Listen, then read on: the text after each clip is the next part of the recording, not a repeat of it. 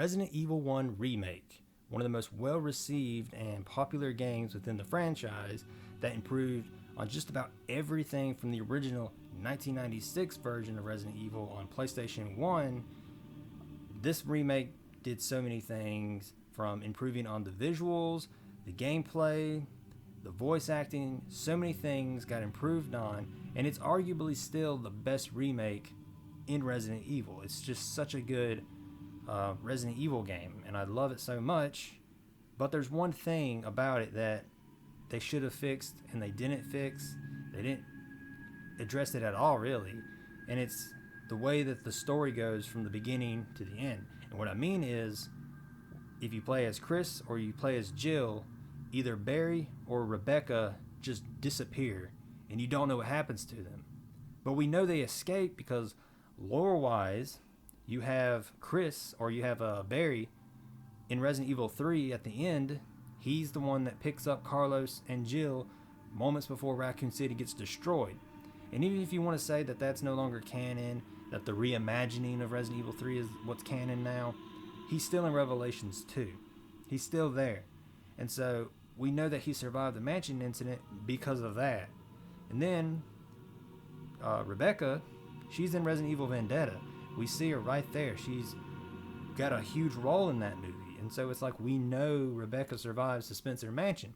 So both Barry and Rebecca survive. However, there's never a scenario in Resident Evil 1 Remake where you see all the STARS members escape the mansion together.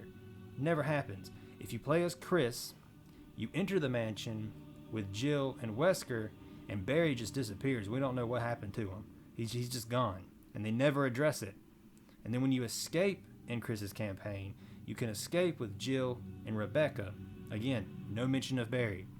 And then if you play as Jill, you enter the mansion with Wesker and Barry, and we don't know what happened to Chris at this point, but we eventually find out. But there's zero mention of Rebecca. Like, Rebecca in Jill's campaign isn't even mentioned. She's just not a character.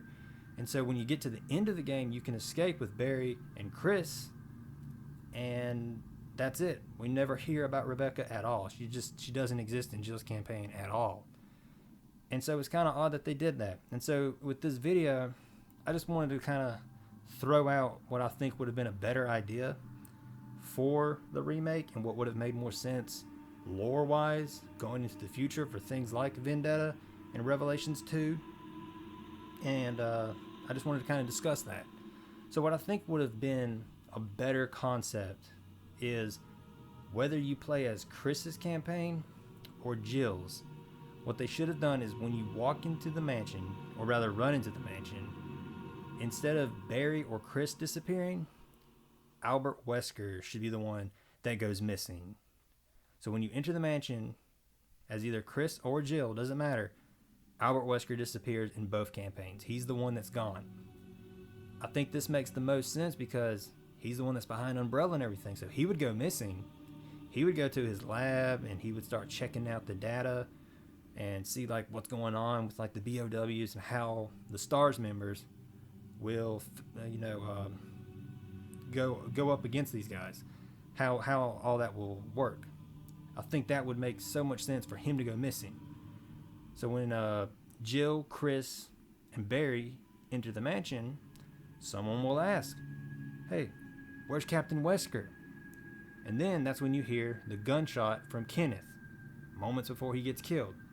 That's when they'll question whether or not that was Captain Wesker, and Chris will volunteer to go investigate it.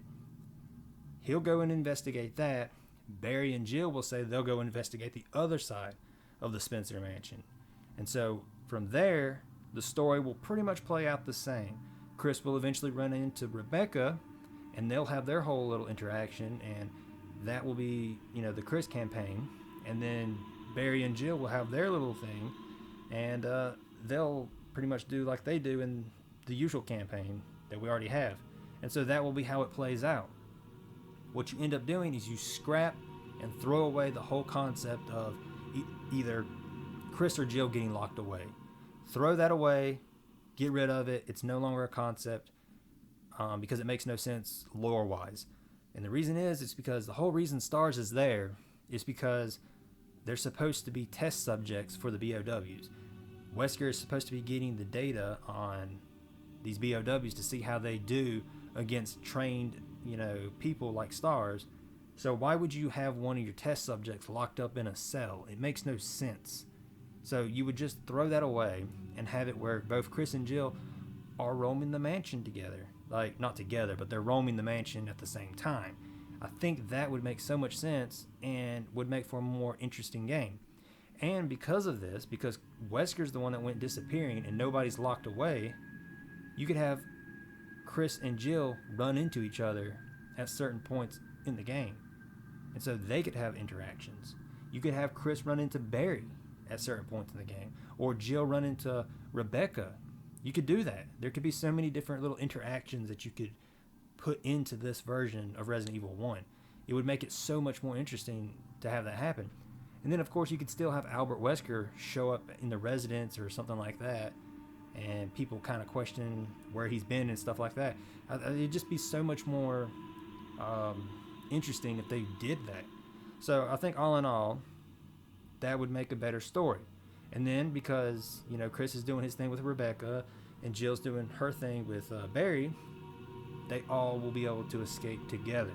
You'll eventually get to the end of the game, and that's when you will have Brad show up, you'll kill the tyrant, and then you'll have Jill, Chris, Barry, and Rebecca all fly off into the sunset as the mansion explodes and they all live happily ever after until RE3 when Brad has a bad day. But regardless, I think that would be the perfect way of doing it. I think it would make the most sense, have Captain Wesker disappear. He goes into the lab, starts doing his research and everything, and then he would still have like Barry. He'd still have that whole little leverage on Barry, and so you'd still have that dynamic kind of going on, and the trust issues with Jill and Barry, and should we trust him, and all that could still play out, but nobody dies. They all survive, and that would eventually pass on to Vendetta, Revelations 2, all that stuff. And so I don't know, I just want to make a video talking about that because I thought it was an interesting concept, to have Wesker be the one that disappears and to have nobody get locked up, and then all those interesting little interactions that you could have, like Chris and Jill running into each other. I just think that would be really cool, and it would make an already amazing game that much better if they done that. Like, so much better. Because like I've said, Remake 1 is my favorite Resident Evil game. It still is to this day. I love Remake 1. And so I think if they had done that, it would have further made it great or greater. So I just want to make a quick video discussing that and put it out there because I just thought it'd be kind of cool to talk about.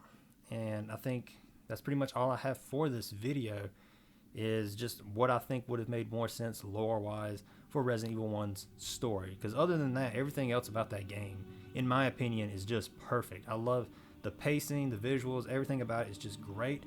It's just the story and how it plays out and how it ends and how there's no option for everyone to survive together never made any sense to me. And so I want to make the quick video. I want to end it here, and I shall see you all on the next one.